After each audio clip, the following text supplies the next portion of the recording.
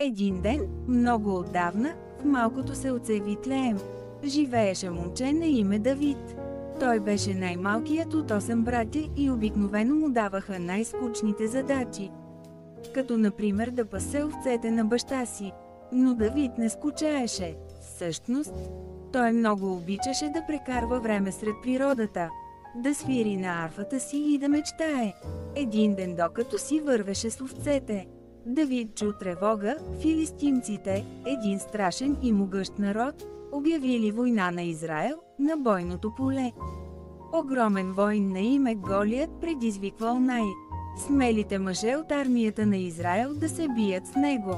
Той бил толкова голям и страшен, че никой не посмял да се изправи срещу него. Но Давид, макар и малък, не се уплаши. Кой е този Голият? Че да се подиграва на Божия народ, помисли си той, без да се двоуми. Отиде при цар Саул и каза: аз ще се бия с него. Цар Саул се изсмя: ти, малко момче, срещу този гигант. Това е лудост, но Давид беше упорит. Бог винаги е бил с мен, дори когато трябваше да защити овцете си от лъвове и мечки, Бог ще ме защити и сега. Царят нямаше какво да каже и предложи на Давид своята тежка броня и меч. Но бронята беше твърде голяма и неудобна. Давид я свали и взе само прашката си и 5 гладки камъка от реката. Когато се изправи срещу Голият, гигантът започна да се смее. Ти ли ще се биеш с мен, ти си като мравка? Но Давид не се уплаши. Той хвана един от камъните, сложи го в прашката и със силно движение го запрати право към челото на Голият. И чудо, камъкът го удари точно в целта.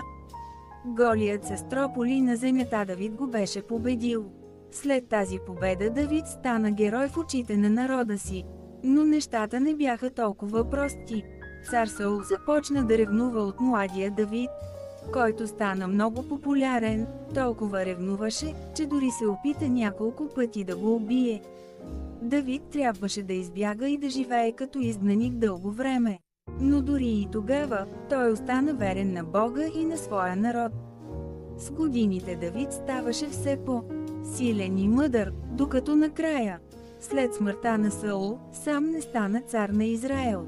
Той беше добър и справедлив владетел, обединявайки страната и правейки Иерусалим столица. Под негово ръководство Израел процъфтяваше. Но, както всички хора, Давид също правеше грешки. Една от най-големите му грешки беше, когато видя една красива жена на име Витсавея. Той я пожела за себе си, въпреки че тя беше омъжена за един от неговите най-верни войници – Урия. За да я получи, Давид изпрати Урия на фронта, където той загина. Бог не беше доволен от това. Един ден пророкът Натан дойде при Давид и му разказа история за богат човек, който отнел единственото агънце на беден човек. Давид беше разярен и каза: този богат човек заслужава наказание. Тогава Натан му отговори: ти си този човек. Давид осъзна греха си и се покая искрено пред Бога. Давид научи един важен урок. Дори и да си велик цар, никой не е съвършен.